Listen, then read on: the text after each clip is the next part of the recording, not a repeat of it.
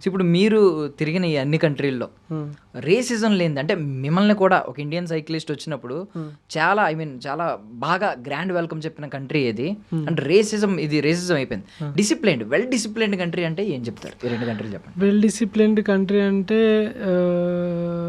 Japan and South Korea and China. రూల్స్ని కరెక్ట్గా పాటించడం కానీ ఇప్పుడు నీకు తెలుసా వేరే కంట్రీస్లో కూడా ట్రాఫిక్ ఉంటుంది కానీ జామ్ అవ్వదు, మూవ్ అవుతూ ఉంటుంది. ప్రతి కంట్రీస్లో ట్రాఫిక్ ఉంటుంది కానీ జామ్ అవ్వదు. ఒకవేళ యాక్సిడెంట్ జరిగితే జామ్ అవుద్ది కానీ మెల్లిమెల్లిగా మూవ్ అవుతూ ఉంటుంది. ఇండియాలో ఏమవుతుంది అంటే మూవ్ అవ్వదు, జామ్ అవుతుంది. ఎందుకు జామ్ అవుతుంది అంటే చెప్తా. చౌరస్తాలో ఇటు పోయేటివి ఓకే, అట్లకెళ్ళి ఇటు వచ్చేటివి ఉంటాయి, ఇటు పోయేటివి ఇటు వచ్చేవి ఉంటే ప్రాబ్లం ఏం లేదు, అటు ఇటు పోతాడు.